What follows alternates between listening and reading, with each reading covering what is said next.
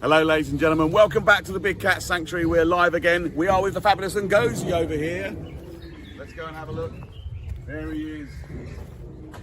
And not only are we with Ngozi, the fabulous white lion, but we're with the lovely Dan as well. Let me introduce you, Dan. Come say hi to the ladies and gentlemen. Dan's one of our educators tour guides here. And he's going to tell us a little bit about what's going on, but we're just going to take a look at the lovely Ngozi having a bit of enrichment and feed here. Dan, say hi to the ladies and gents. Hello everyone. Yes, my name's Dan. I'm a tour guide as well. I've been here since December. Just here to talk to you today about Ngozi, who has, obviously, as you can see, just been fed, getting proper stuck in. So Dan, talk to us about what he's eating today. So Ngozi has a rather large horse leg today, and so normally an average feed for Ngozi would be between 10 to 15 kg. Today he's topped the scales a little bit. He's got about 18 kilograms of horse meat there for him, so he's going to be extremely happy and will be probably extremely sleepy a little bit later on as well. So with our white lions, we feed them on a rota of 2 times a week because they are naturally gorge feeders in the wild. So what they're going to be doing is they're going to be having a large meal, having a large kill, and then after they finish that, they'll sit and rest for a couple of days, and then once they have rested, they'll be ready to go out and hunt again. And so we try and replicate that as best we can. Cool. So what would be the purpose of hanging the food up? So it's enrichment. So every time we let or go into our enclosures with our animals and we want to give them enrichment, we will do that every single time. And so Ngozi's actually got 2 pieces of enrichment today, and so he has got his food hanging up. But then it was also, if you just look onto his smaller platform, has a wood chip full with a bag filled with wood chip.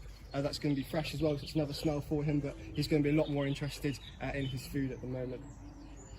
But it's very important to use and exercise our animals like this. So in the wild, they're going to be using the teeth extremely well like this. You've got to keep them nice and healthy. As well, you might have seen him jump up a couple of times. So he's using his powerful back hind legs to jump up. And again, in the wild, as they do make a kill, they're going to be using that. So it's very helpful and beneficial to hang it up in this sort of a way.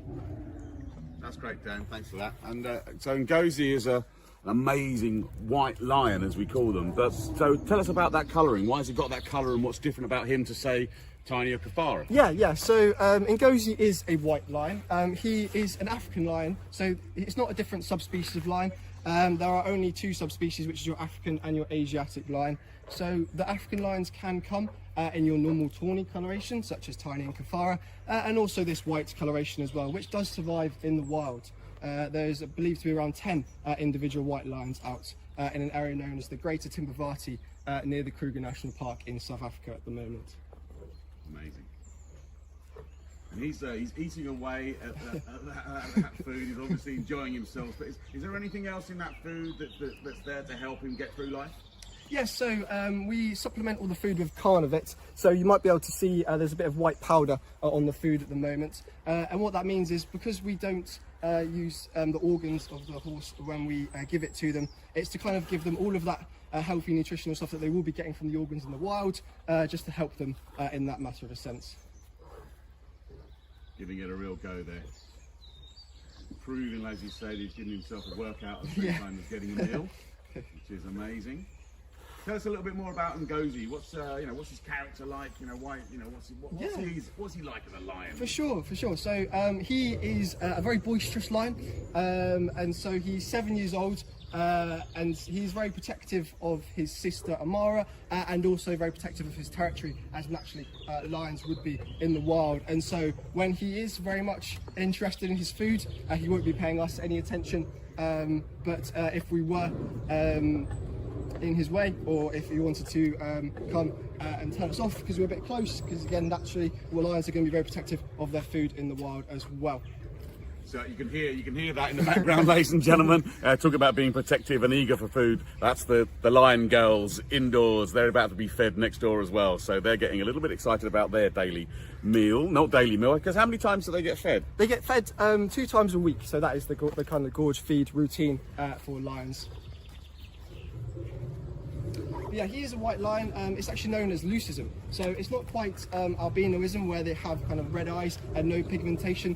Ngozi does have that pigmentation. He has that kind of sandy coloration to him. And he's also got blue eyes, if he was close enough for us to see.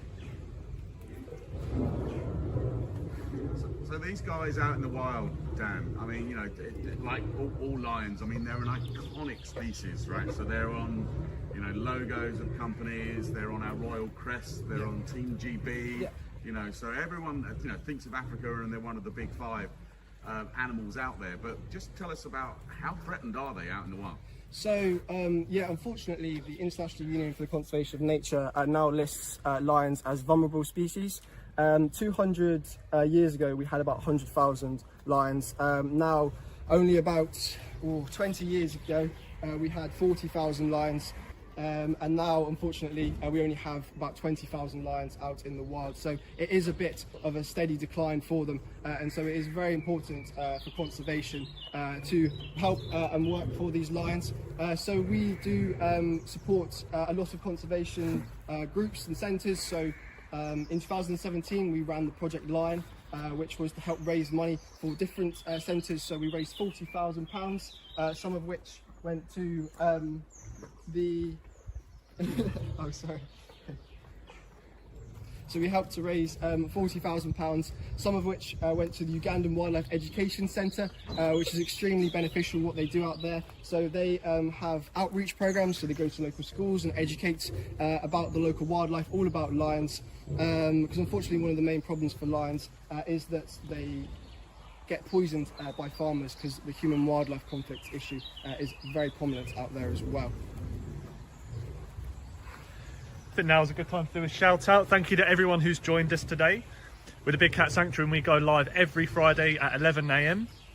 Today we're with Ngozi, who's enjoying his feed this morning, his enrichment feed. A few comments coming in saying how well Dan's doing. Well done, Dan. So earlier on you mentioned about after this he'll be very sleepy. How much do lions sleep a day? So yeah, if he's not being a boisterous male, he will be chilling, and so that'll be between 20 to 22 hours a day lions can sleep for, getting a proper good workout from that horse leg there. And so yeah, if you do come and see Ngozi tomorrow, a lot of the time they will be either on their top platform, or Ngozi just like this spot just down here where he'll be chilling and relaxing and sleeping, as lions are very famous for. So, yeah. Yeah, I mentioned here that Dan's doing well. Dan is obviously taken over from Gemma, who's just away for a couple of weeks, and then they'll be back with us as well. And Dan, again, one of our educators. So we've got an amazing education program running here. Those of you that are involved in Spots and Stripes Days would have seen and had a go at all the education resources, which are still available up there on our website. Go to thebigcatsanctuary.org. You'll be download a whole load of cat facts and files about lions and jaguars and all the other cats that we've got here at the Big Cat Sanctuary. But Dan, talking about cat facts, so we can see Ngozi there and his amazing mane. Yes. But some people might not have realised that you can see from this angle that it covers actually not only across his head, but all the way underneath his body. Is there a reason for that? Yes, definitely. And yeah, it is something that not everyone will notice straight away. But a lion's mane, although amazing it is very beneficial for protection as well. And so lions obviously being the top of the pride, they'll be needing to fight other male lions off if they try and come into their territory. So it is very helpful for them to have this protection, this very thick matted mane, to help them in battles and just help remain top of their pride. And we must mention roaring, since we can hear a fair amount of it next door. So, I mean, this guy here is going to roar. You know, why, apart from the girls roaring because they want their food next door, what's the other reason for the vocalisation of a lion? So it is, again, it can be very much based with territory. And so when we hear the other lions roaring on site, Ngozi will reply to them. And it'll be an amazing chorus you can hear. Normally in the evenings and the early mornings, they'll start roaring. And it's just declaring that they're there, that they're here. He's a very big, powerful male, and he wants to let everyone else know that this is his territory. And is that something that people can hear from quite a while away? I believe it goes for about 20 miles, and they actually have such a deep vocalisation that it might travel even further than that, but our ears just can't even pick it up. Thank you to everyone who's donated stars on the stream today. We hope you enjoyed it. If you're new, we do this every Friday at 11 AM. Thank you to anyone who's returned back. It's good to see some familiar faces. If you're watching it in a school, good morning. We hope you're enjoying the demonstration of Ngozi's power with this enrichment feed. He's had a little bit of a tug and war with it. keep him occupied for a while.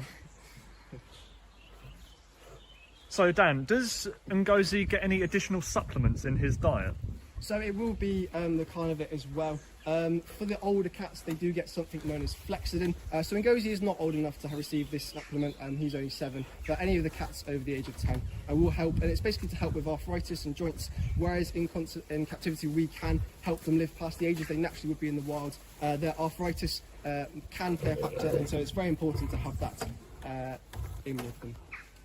It's interesting, don't you see the power of him then pulling at that meat, and yeah, there's some questions there maybe people might be asking about, you know, is that safe for him? Is it a natural thing for him to be doing, to be pulling on something? But would that occur in the wild with him? Oh, for sure, for sure. So you can imagine how strong the animals they take down can be. So zebras and gazelles especially. They will need a lot of power. So, I mean, a lion's bite force is about 800 pounds per square inch of force in comparison to ours, which is about 100 to 120. And so they have very, very strong teeth and jaws, and he's more than capable of pulling. And the longer he takes with this, the better for him, because it's going to be a lot more enrichment for him as well. I've just seen him there, and Ngozi's licking that food as well. I mean, I think we mentioned it before, but maybe remind some of the guys that are maybe new. What's special about a lion and other big cat's tongues? Well, they have very special tongues. They're extremely rough, and they can lick meat from bones. And so, yeah, if you can just see him licking it, that's what he's going to be doing. He's just going to be, it's strong enough. I don't know if you've ever had your cat lick you back home, but you will feel it's quite rough. You just imagine that times by quite a lot when it comes to a lion.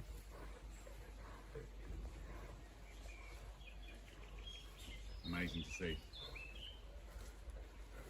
Let's just have a little focus here on the guy enjoying his enrichment.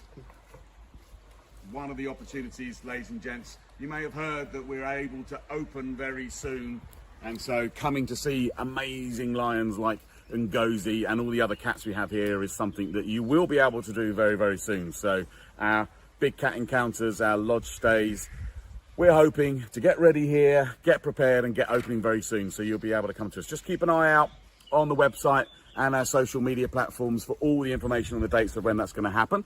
And also, of course, sign up for membership. If you sign up for membership, you'll get priority notice of all the events that are happening later on in the year when we're back open and we're able to get you here. But for now, I think we'll leave this guy to his enrichment. And thank you, Dan, for all your fantastic information.